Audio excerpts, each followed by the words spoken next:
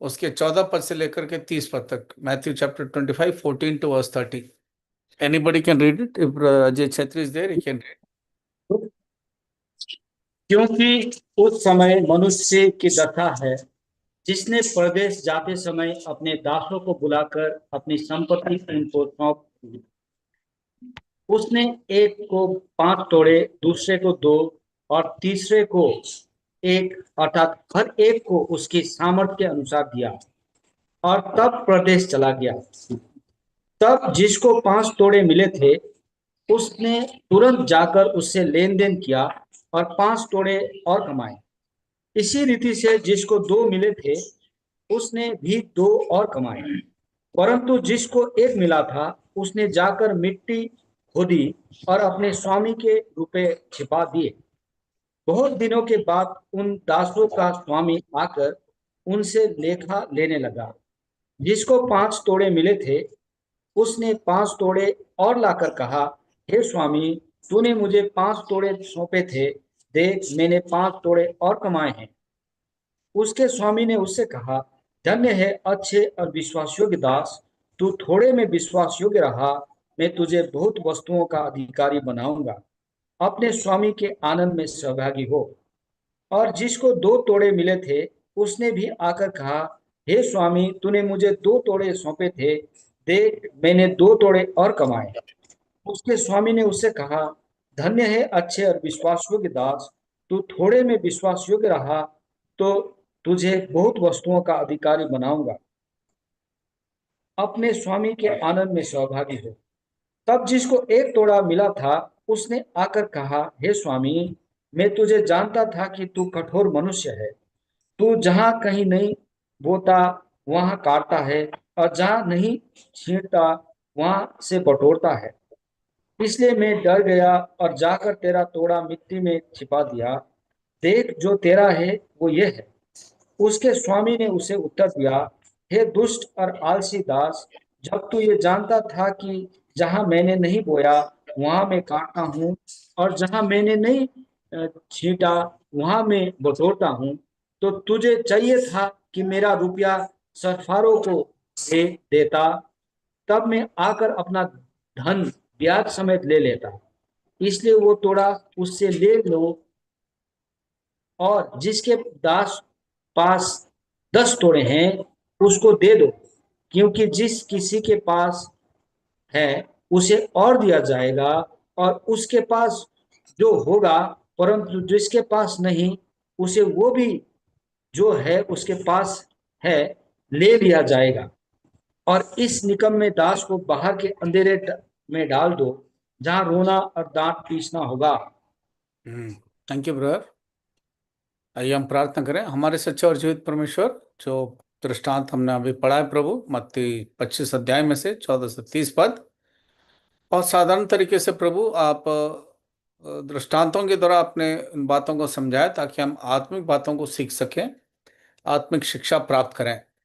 प्यार प्रभु, मुझको अपने बहुमूल्य लहू से धोएं, शुद्ध करें, पवित्र करें, और प्रभु अनुग्रह दें ताकि ये हमारा मनन करना आपके वचन में से हम सबके लिए आशीष का कारण हो, लाभ का कारण हो।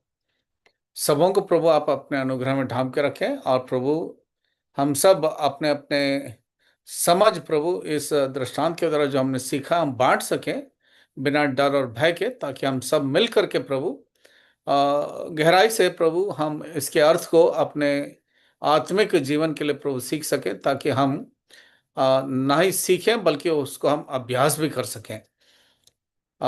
इस समय को प्रभु आप आशीष का कारण बनाएं। धन्यवाद के साथ इस प्रार्थना को यीशु मसीह के नाम से मांगते हैं, आमीन। कोई पढ़े दूसरा तिमोथी 3 अध्याय 16 पद, 2 तिमोथी चैप्टर 3 वर्स 16। कोई भी पढ़े 2 तिमोथी चैप्टर 3 वर्स 16।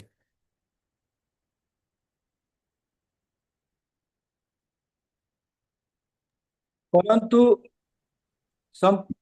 संपूर्ण पवित्र शास्त्र परमेश्वर की प्रेरणा से रचा गया है और उपदेश और समझाने और सुधारने और धार्मिकता की शिक्षा के लिए लाभदायक है।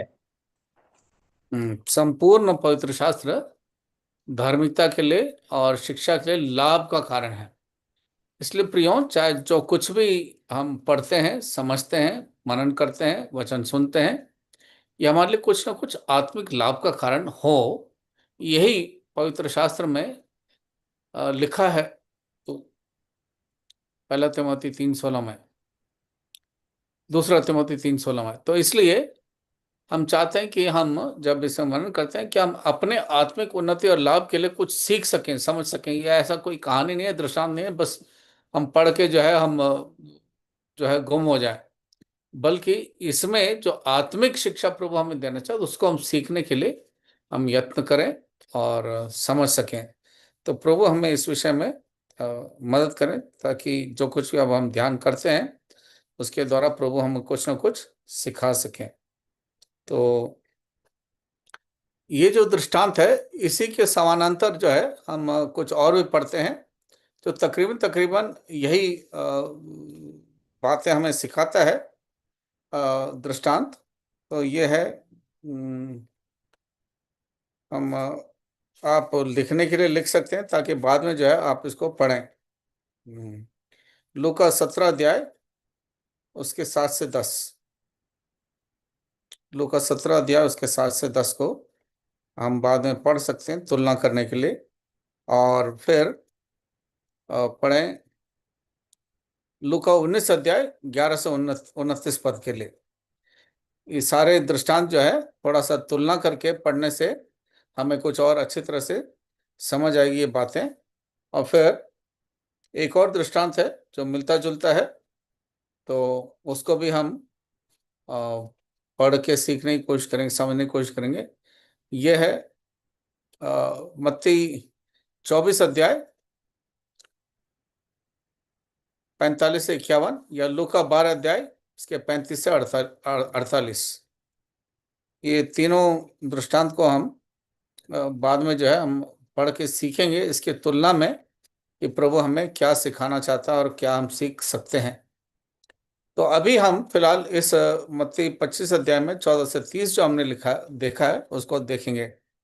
यहाँ पर कोई भी इसको साधारण शब्दों में समझा सकता है, जिसने पढ़ा है समझा है। इसको साधारण शब्दों में जैसा लिखा है उसको ठीक ठीक वैसे ही बताएं क्या है ये।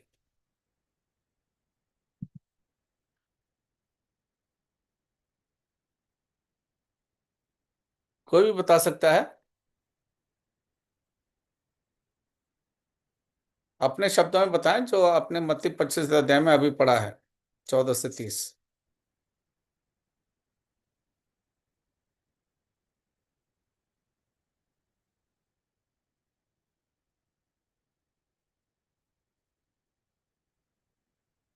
एक मालिक अपने काम को अपने सेवकों के बीच में बांट के कहीं दूर चला गया, और उसमें से जिन सेवकों को जिसके सेवक को कम काम मिला था या संपत्ति मिली थी व्यापार के लिए, उसने उसके साथ कुछ नहीं किया, और बाकी सब ने उस धन या उस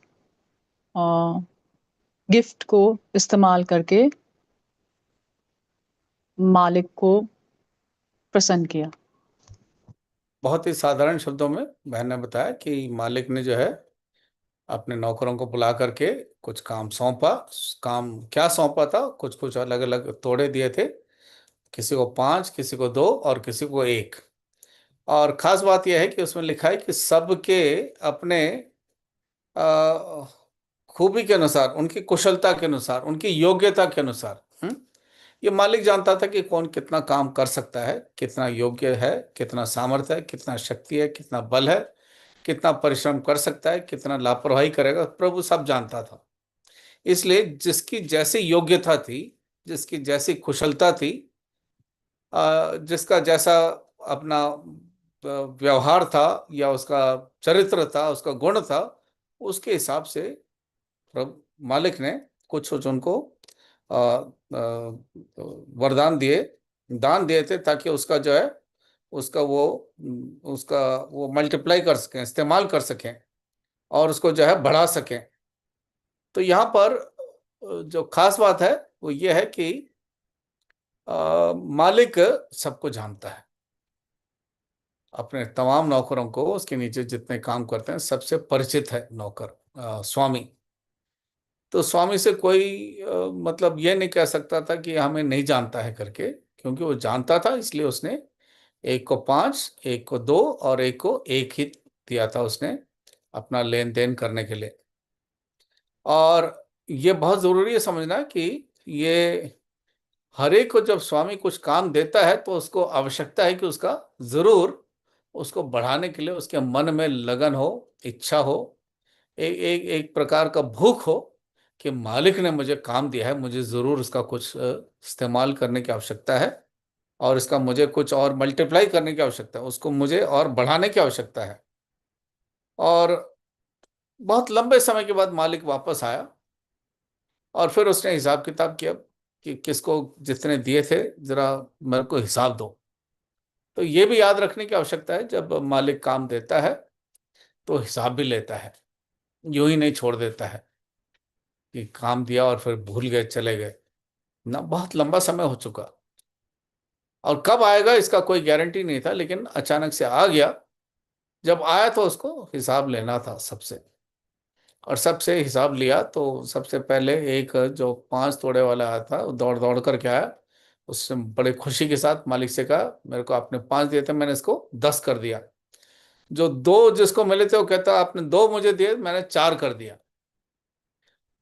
तो जिसने मेहनत किया वो तो बड़ी खुशी खुशी के साथ आया और मालिक को जो अपना हिसाब देने लगा कि देखो मैंने क्या किया है, जो आपने दिया था उसको मैंने दुगना कर दिया। दूसरे शब्दों में यूं कहना चाहिए जैसे वचन में लिखा है, सम 100 फोल्ड, सम 60 फोल्ड, सम 30 फोल्ड, मतलब 100 गुना फल लेकर के आया।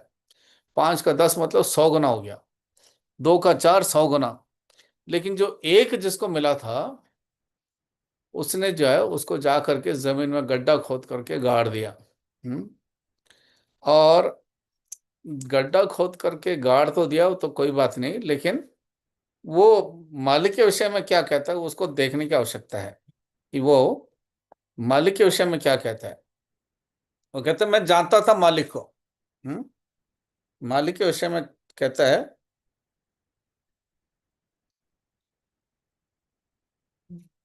उसका 24 पद पढ़े, मत्ती 25 का 24।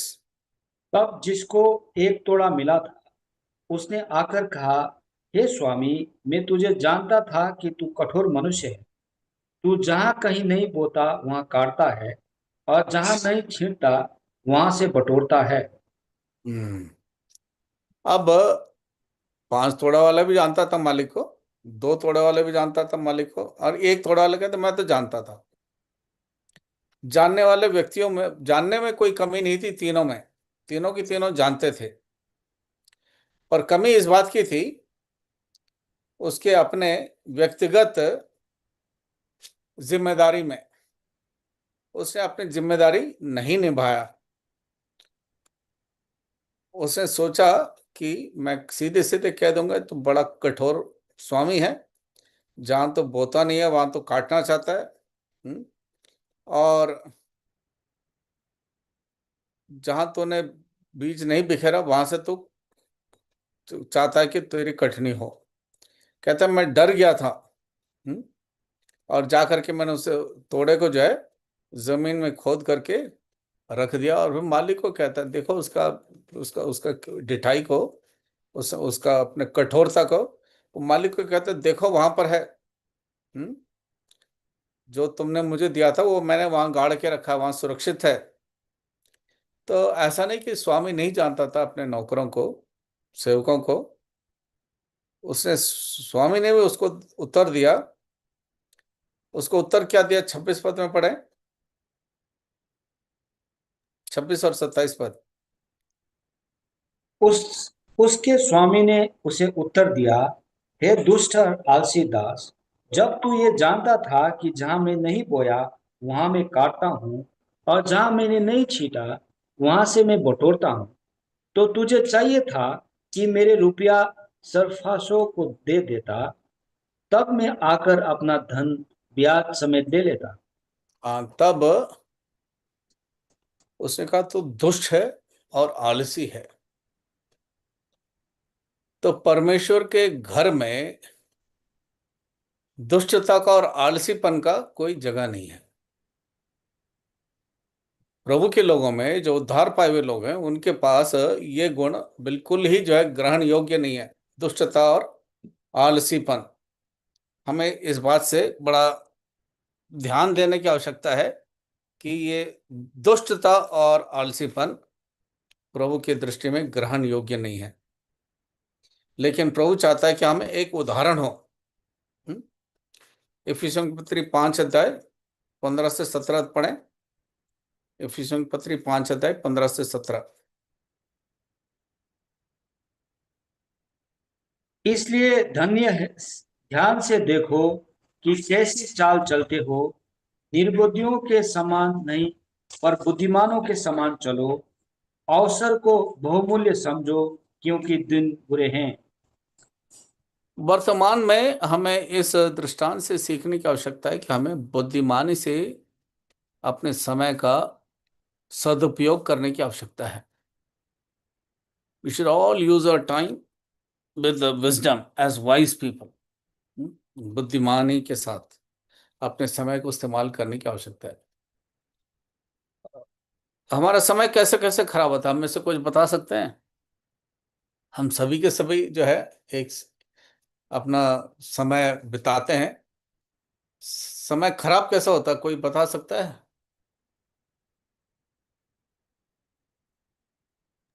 Uncle Instagram. इंस्टाग्राम से। एक, चलो बहुत ही सही उत्तर दिया, इंस्टाग्राम से। और फेसबुक से।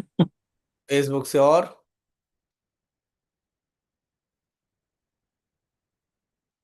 इंस्टाग्राम से हो गया, फेसबुक से। और कौन क्या क्या इस्तेमाल करता है, कैसे कैसे टाइम खराब होता है? बच्चे लोग गेम खेलते हैं, गेम से भी।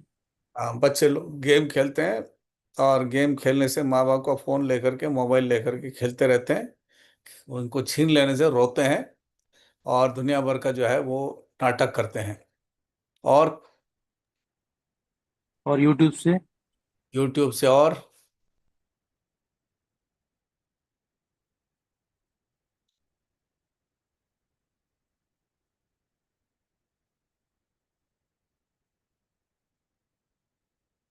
व्हाट्सएप से। बहुत सारी चीजें हैं। ये सब सोशल मीडिया है ना। सोशल मीडिया से कई बार जो है हमारे नियंत्रण से बाहर हो जाता है। हम चाहते तो नहीं है, ऐसा नहीं कि इसमें कोई उपयोग नहीं है, इन सब चीज़ों का, सब चीज़ों का उपयोग भी है। लेकिन किसी न किसी तरह से वो सदुपयोग की तरह दुरुपयोग हो जाता है। समय खराब हो जाता है, क्वालिटी टाइम जो है खराब हो जाता है वो किसी न किसी तरह से अपने आर्टिफिशियल इंटेलिजेंस के द्वारा आपको और अधिक खोजने को बुलाता है कि ये देखो नई चीज़ है, ये देखो नई चीज़ है, इसको ऐसा करो। तो हम उसके ऊपर और अंदर और अधिक घुसते चले जाते हैं, देखने के लिए, सीखने के लिए, समझने के लिए। और पता चलता है कई घंटे निकल गए, जिसका वास्तविक हमें अपने आप में इतना प्रयोजन शायद नहीं होगा, लेकिन फिर भी हो जाता है। और तो ये समय जो है बहुत खराब हो जाता है। कई लोग जो है, ठीक है, हम भी व्हाट्सएप भेजते रहते हैं, कहीं प्रार्थना के लिए, कहीं किसी और चीज़ के लिए, या कोई संदेश को, या कुछ और जो है लोगों को हम बांटते हैं, अ, भजन का, कभी गीत का, कभी सुसमाचार का जो हमें मिलता है तो किसी किसी ग्रुप में, और हम भी उसको सुनते हैं। और क्योंकि लाभ का कारण है, उन्नति के कारण, हम सोचते हैं कोई ना कोई उसको पढ़ेगा, समझेगा और आशीष पाएगा। तो इसका दुरुपयोग भी हो सकता है और इसका सदुपयोग भी हो सकता है। हमें बुद्धिमानी के साथ इसका उपयोग करने की आवश्यकता है और खुद ही हमें अपने आप को लेखा रखने की आवश्यकता है कि क्या हमने समय बर्बाद किया है कि उसको इस्तेमाल किया है, और क्या ये हमारे लिए आशीष का कारण रहा है या नहीं रहा है। तो अपने आप को जो है रेस्ट्रेन करने की आवश्यकता है, कंट्रोल करने की आवश्यकता है, बुद्धिमानी के साथ अपने आप को नियंत्रण में रखने की आवश्यकता है। तो ये जो दृष्टांत है, इसके द्वारा हमें मूल बात जो हमें सीखना है कि हमें जो दिया गया है वरदान उसको मल्टीप्लाई करने की आवश्यकता है। मल्टीप्लाई करना है तो हम आराम से बैठ नहीं सकते हैं। यदि मल्टीप्लाई करना है तो, यदि हमें उसको और बढ़ाना है, जो वरदान प्रभु ने हमको दिया है, तो हम चुपचाप से बैठ के बढ़ा नहीं सकते। यदि हमें जो कुछ भी प्रभु ने हमको वरदान दिया है, प्रभु चाहता है कि हम उसको इस प्रकार से हमारा जीवन रहे कि हम एक नमूना बने दूसरों के लिए। देखें, 1 तिमोथी 4 अध्याय 12 से 16 पढ़े। 1 तिमोथी 4 अध्याय 12 पद से 16 पद। 1 Timothy chapter 4 verses 12 to 16।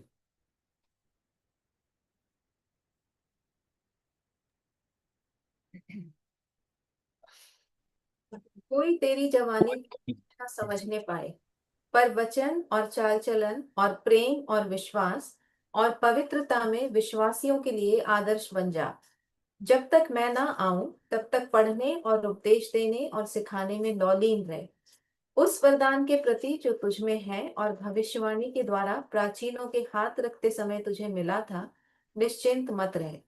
इन बातों को सोचते रहे और इन्हीं में अपना ध्यान लगाए रहे, ताकि तेरी उन्नति सब पर प्रकट हो। अपनी और अपने उपदेश की चौकसी रख, इन बातों पर स्थिर रहे, क्योंकि यदि ऐसा करता रहेगा तो तू अपने और अपने सुनने वालों के लिए भी उद्धार का कारण होगा।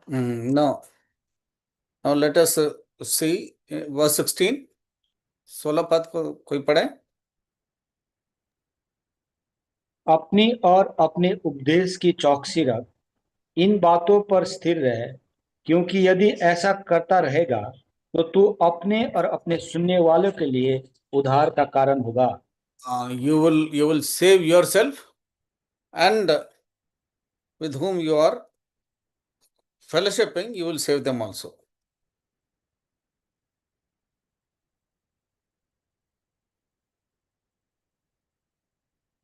So the verse 14 says, do not neglect the gift that is in you। क्या अजय इसको बोल सकते हैं हिंदी में? 14 पद कहता है कि तुम्हारे पास जो वरदान दिए गए हैं उसको तुच्छ न ठानो। Do not neglect।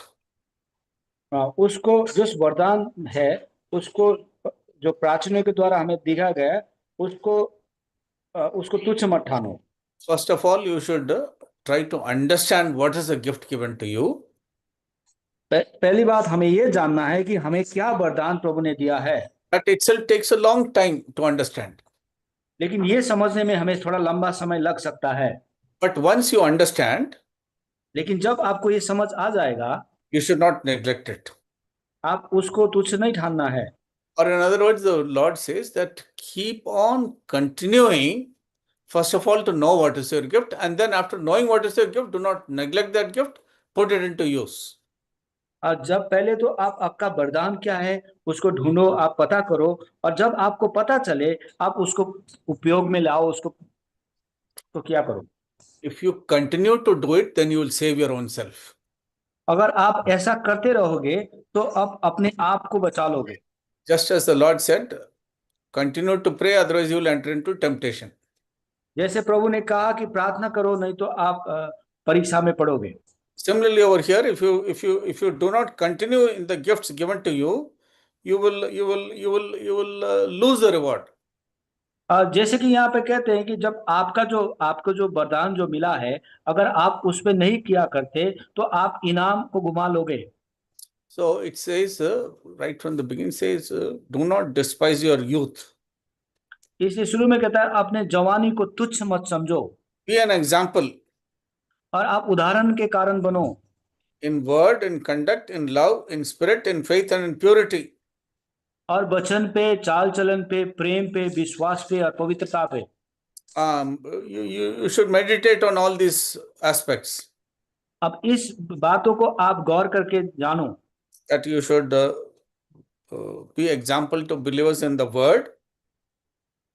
आप ये जानो कि आप अपने विश्वासी के लिए वचन पे, और in your conduct, और आपके चाल चलन पे, in love, Prem, in spirit, और आत्मा पे, in faith and in purity। और विश्वास पे और पवित्रता पे। So you need to build upon these basic qualities. और ये बुनियादी जो आपकी चरित्र है उसको आपको बढ़ाना है। What did the Lord tell these servants? और प्रभु ने The master tell these servants ये उसने अपने चेलों को इस मालिक ने क्या कहा था? in Matthew chapter 25. हमारे पाठ में मत्ती 25 अध्याय में What the master tell the servants? ये मालिक ने, स्वामी ने चेलों को क्या कहा था? The one who made 5 to 10, जो जिस नौकर ने 5 तोड़े को 10 तोड़े में वो किया, what did the Lord tell him? उसने क्या कहा? प्रभु स्वामी ने उससे क्या कहा? See verse 21, Matthew 21 पद को हम देखेंगे। उसके स्वामी ने उससे कहा, धन्य है अच्छे और विश्वासयोग्य दास, तू थोड़े में विश्वासयोग्य रहा, मैं तुझे वस्तुओं का अधिकारी बनाऊंगा। अपने स्वामी के आनंद में सहभागी हो। See again verse 23 what it says? और 23 पद में भी कहता है, उसके स्वामी ने उससे कहा, धन्य है अच्छे और विश्वासयोग्य दास, तू थोड़े में विश्वासयोग्य रहा, मैं तुझे बहुत वस्तुओं का अधिकारी बनाऊंगा। What is important then? यहाँ पे क्या अनिवार्य बातें क्या है? Is your success important or is your क्या faith आपका important? क्या आपका सफल होना महत्वपूर्ण है कि अगर आपका विश्वास महत्वपूर्ण है? What do you think is important? आपको क्या लगता है कि हमारा विश्वास है कि हमें सफल होना, दोनों में से कौन सा हमारे मुख्य है? Anyone can tell us? कोई भी बता सकता है? विश्वास योग्यता। Faithfulness is important.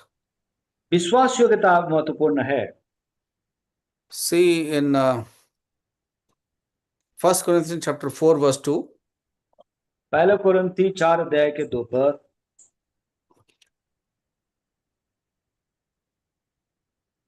1 Corinthians chapter 4 verse 2. पहले कोरिन्थी 4 अध्याय के 2 पद, पेज 230 पे है।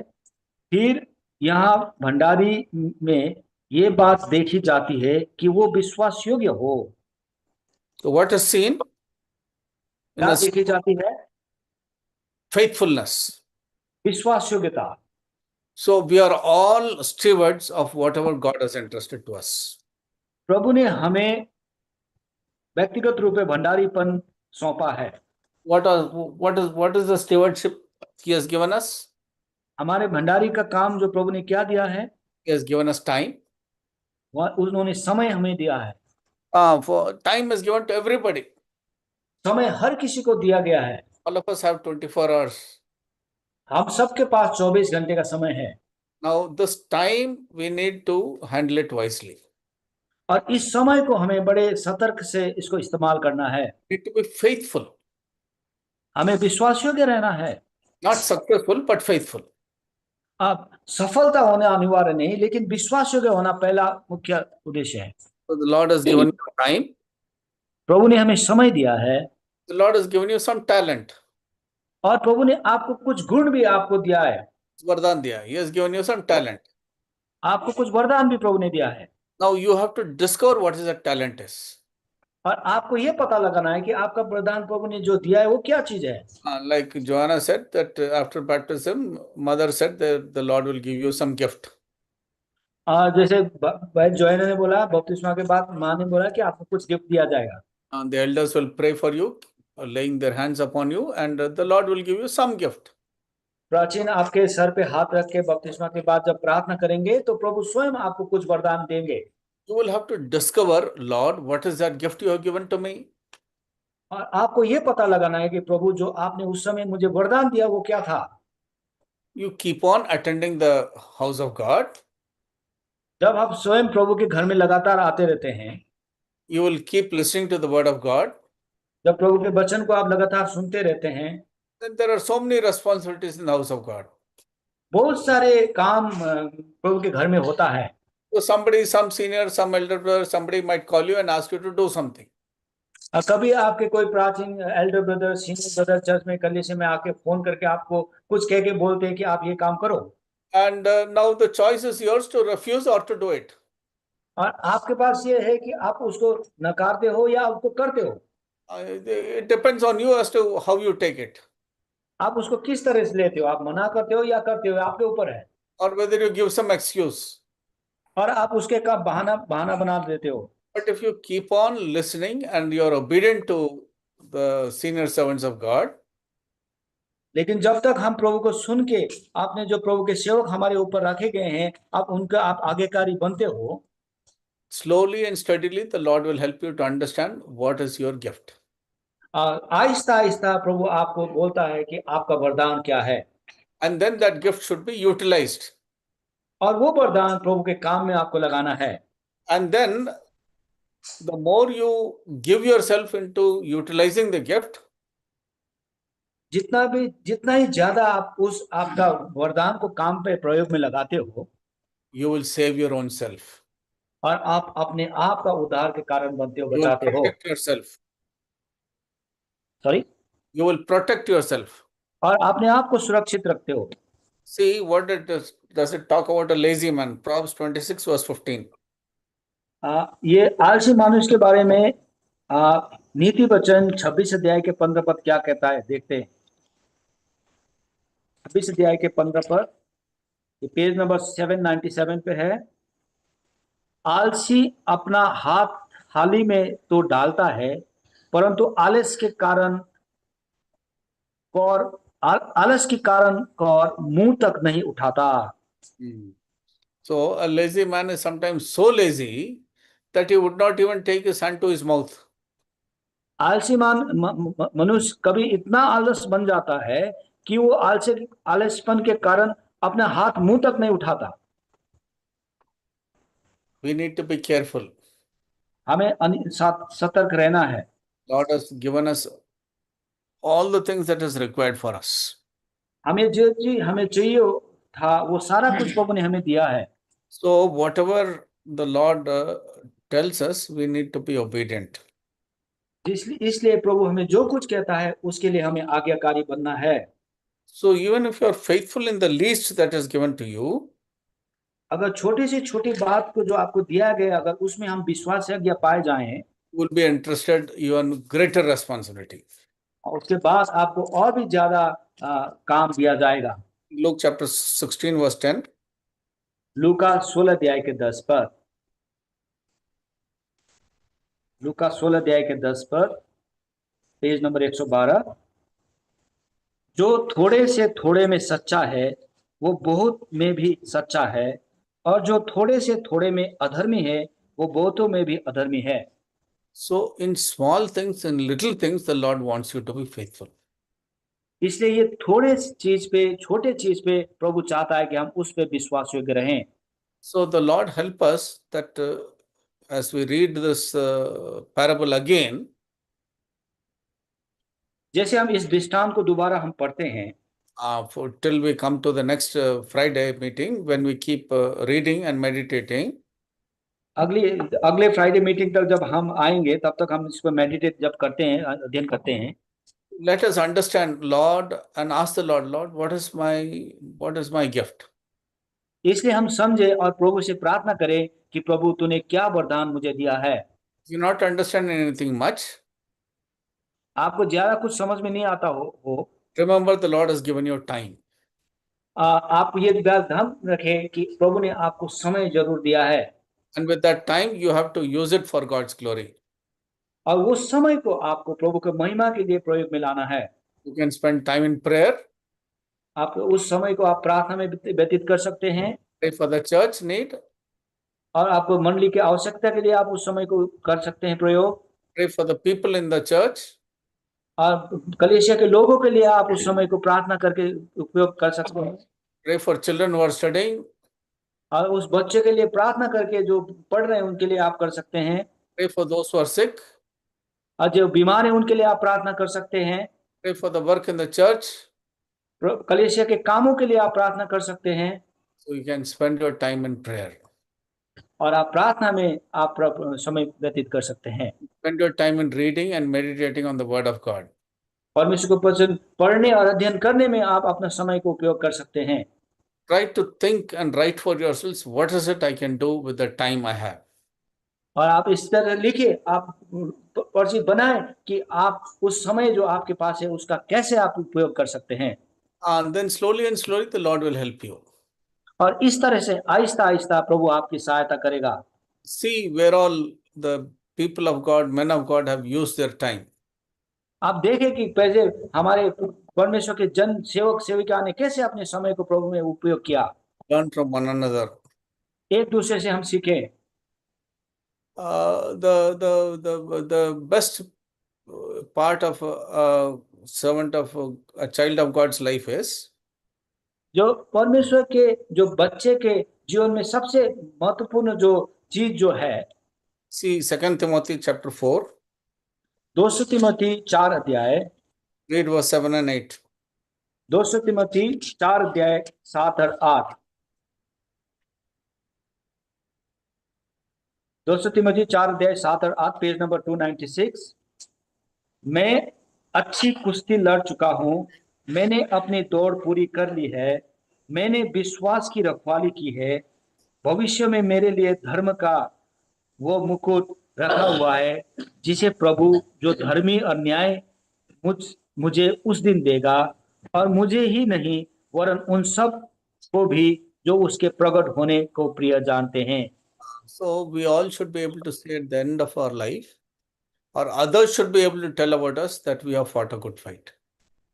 हम और दूसरे हमारे जीवन के अंतिम क्षण में ये कह सके कि हम उन्होंने विश्वास की अच्छी कुश्ती लड़ी है And they have kept the faith. और उन्हें विश्वास की रखवाली की है, And therefore there is a reward which is waiting for me. इसलिए उनके बाद उनका जो इनाम है उनके लिए रखा गया है। May we all try to understand more and more about from this parable. इस दृष्टांत से हम ज्यादा से ज्यादा हम सीख सके। Next week again we'll continue on this parable. अगले हफ्ते भी हम इस दृष्टांत के ऊपर और मनन करेंगे। The other examples and references that we have given, we'll read that also. दूसरे उदाहरण हमने जो दिया है उसमें भी हम मनन करेंगे, पढ़ेंगे, so that we can check for ourselves as to what is the spiritual the lesson that the Lord wants to help us to understand. इसलिए हम इसे जानने की कोशिश करेंगे कि क्या आत्मिक शिक्षा हमें इस भाग से प्रभु सिखाना चाहता है। 1 Peter 4:10, पहला पत्रस 2 अध्याय के 10 पर, 4th chapter verse 10. पहला पत्रस 4 अध्याय के 10 पर, पहला पत्रस 4 अध्याय के 10 पर, 327 पेज नंबर। जिसको जो वरदान मिला है वो उसे परमेश्वर के नाना प्रकार के अनुग्रह के भले भंडारियों के समान एक दूसरे के सेवा में लगाएं। So let us use the manifold grace of the gift of God. इसलिए ये प्रभु के अनुग्रह का जो है, बहुतायत का अनुग्रह है, उसको हम प्रयोग में लगाएं। Each one has received grace. हर एक को अनुग्रह मिला है। Let us understand and use that grace. उस अनुग्रह को हम जाने और उसको प्रयोग में लाएं। May the Lord bless this little time for us. इस छोटे समय प्रभु ने जो हमें दिया, प्रभु इसको आशीषित बनाए। And during the coming week, let us try to spend more time and understand things in a more better way. और आने वाले हफ्ते में इसको और गौर से और बेहतर तरीके से हम जानने की कोशिश करेंगे। The Lord help us for tomorrow's sisters meeting and also for the Sunday worship service. और कल की बहनों की सभा के लिए प्रभु सहायता पहुंचाए और आराधना की सेवा इतवार को भी। Remember to pray for children who appear for their exams on 3rd May. 3 मई में जो हमारे बच्चे जो एग्जाम्स के लिए बैठे हैं उनके लिए हम प्रार्थना करेंगे, And pray for those who are sick. और बीमारियों के लिए भी हम प्रार्थना करेंगे। So Sunita Verma is not too well. हमारी बहन सुनीता वर्मा, उनका तबीयत थोड़ा ठीक नहीं है। So the Lord touch her and heal her. प्रभु उनको छुए और चंगाई करें। And then continue to pray for Brother Moses. हमारे भाई अंकल मोजेस के लिए भी हम प्रार्थना करेंगे। And also remember Brother Samson and family as they leave to Dubai. और हमारे भाई सैमसन और परिवार कर उनको दुबई के लिए निकल रहे हैं, उनके लिए प्रार्थना में याद रखेंगे। So remember all this in your prayer regularly. ये सारी बातें के लिए आप हम लोग नियमित तौर से प्रार्थना क्या करेंगे। So the Lord bless today's ministry to us. आज की सेवा को प्रभु आशीषित बनाए। Asha Prakash, we request him to pray and close with benediction. Uncle Asha Prakash प्रार्थना करके बेनेडिक्शन देंगे। आइए प्रार्थना करेंगे। विश्वास योग धर्मी परमेश्वर, धन्यवाद के साथ प्रभु जी आपके चरणों में आता हूं, क्योंकि आप भले परमेश्वर हैं। आप विश्वास योग और धर्मी प्रेमी प्रभु परमेश्वर हैं। अपने लोगों के हित के बारे में लगातार काम करने वाले परमेश्वर हैं। धन्यवाद देता हूं प्रभु जी।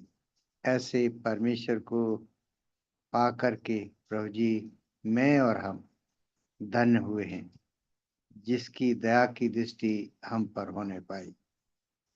प्रभु जी, थोड़े समय में हमने इस बाइबल अध्ययन मीटिंग में वरदानों के विषय में हमने सुना जाना। परमेश्वर ने हर एक को उनके सामर्थ्य के अनुसार वरदान दिया है, और उस वरदान को हमें छुपा के नहीं रखना है, बल्कि उस वरदान को अपनी कलीसिया में बांटना है। और प्रभु जी, इस वरदान को पाकर के प्रभु जी हमें ऐसे ही नहीं सुस्ती लापरवाही दिखा करके बैठ नहीं जाना। परमेश्वर चाहता है कि हर एक को जो वरदान मिला है उसको वो दूसरों में भी बांटे। प्रभु, प्रार्थना करता हूं, हम जो थोड़े लोग प्रभु जी स्थानीय मंडलियों में हैं, आपकी इच्छा में रह करके प्रभु जी हम आपकी सेवा करने पाए। और प्रभु जी, इस संबंध में आपने हमारे विश्वास के विषय में भी बातें की हैं कि इफिसियों की किताब और उसका 5 अध्याय 15 से 17 में प्रभु जी आपने आपको प्रकट किया है हमारे विश्वास के बारे में, कि हमारा विश्वास क्या जीवित विश्वास है, अपने आप को परखो विश्वास में हो कि नहीं। ये हम सब के लिए एक परमेश्वर की बात को हम देखते हैं। हमें अपने अपने विश्वास को परखना है, जांचना है कि हमने जिस पर विश्वास किया वो तो विश्वास योग्य है, कोई शक नहीं, लेकिन हमारा विश्वास उस पर कैसा है। हमें ठीक उसी प्रकार से अपने विश्वास की बढ़ोतरी करना है, जैसा कि लूका 17:5 में चेलों ने प्रभु से प्रार्थना करी, हमारे विश्वास को बढ़ाओ। हाँ प्रभु, हम भी प्रार्थना करते हैं, हमारे विश्वास को बढ़ाओ, और ये विश्वास और ये टैलेंट आपके लोगों के मध्य में देखा जाए। सो प्रभु जी, दया करो। और इस समय विनती करते हैं फिर से भाई मोसेस के लिए और बहन वर्मा के लिए, जो दोनों लोग बीमार हैं, अंडर ट्रीटमेंट हैं, प्रभु जी उनको चंगाई दो। निर्गमन 15:26 को क्लेम करते हैं, क्योंकि आप हमारे चंगा करने वाले परमेश्वर हैं। उस विश्वास और भरोसे के साथ प्रभु जी इन प्रियों के लिए प्रार्थना करता हूँ। साथ साथ प्रभु जी जो नीट के एग्जाम देने वाले हैं उनके लिए भी प्रार्थना करता हूँ। आप उन्हें अपनी बुद्धि और ज्ञान और समझ से भरिए। भाई सैमसन और बहन जोना के लिए जो कल प्रभु जी दुबई के लिए रवाना होंगे, उनके लिए प्रभु विनती करता हूँ कि वहाँ पर भी प्रभु जी उन्हें ऐसी संगति मिले जहाँ वो प्रभु जी अपने आप को और उन लोगों के बीच में प्रभु जी आपके लिए उन्नति का कारण बने। प्रभु ये हमारी विनती है, दया करो। साथ साथ में प्रभु जी उन सारे प्रिय जनों के लिए भी प्रार्थना करता हूँ प्रभु कि हम जो जगह जगह से प्रभु जी परमेश्वर की दया में उसके अनुग्रह के द्वारा हम चुन करके उसके निकट आए हैं, हमें अपने अपने विश्वास की दौड़ को, जैसा पौलुस कहता है, मैंने अपने दौड़ को पूरी कर ली है, हमें भी उस विश्वास की दौड़ में लगातार दौड़ना है। नाना प्रकार की बाधा रुकावट तो हैं प्रभु, लेकिन इन रुकावटों को देख करके प्रभु जी हम घबराए नहीं, बल्कि हमारा विश्वास और भरोसा कहीं पतन के मार्ग में न चला जाए। इसलिए प्रभु जी हम सबको आपकी अधीनता में बनाए रखने के लिए हमारी प्रार्थना है प्रभु जी कि हम सब लोग एक ही हैं, क्योंकि परमेश्वर ने हमें अपना एक प्रजा के रूप में जोड़ा है, देखा है, और उसके प्रजा में हम एक समान प्रभु जी रह करके आपको नित्य स्मरण करें, जिससे कि हमारा भला हो। क्योंकि प्रभु अवसर इस समय के विषय में भी प्रभु बताता है कि अवसर को बहुमूल्य समझो, कैसी चाल चलते हो, बुद्धिमान के समान या निर्बुद्धियों के समान। हमें अपने आप को देखना है प्रभु, हमें समझना, हमें अच्छी समझ दो प्रभु जी वचन की, कि हम सब वचनों को तरीके से समझें और अपने व्यवहारिक जीवन में लागू भी कर सकें। दया करो, थोड़े समय में प्रभु जी दिया गया वचन आशीष का कारण हो। और साथ साथ प्रभु जी सारे प्रियजनों पर आशीष की मांग करते हैं।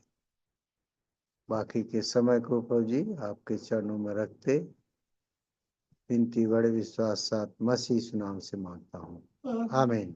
आमेन। अब हमारे परमेश्वर पिता का प्रेम, मसीह यीशु का अनुग्रह, पवित्र आत्मा की सहभागिता सारे प्रियजनों पर हमेशा हमेशा बनी रहे।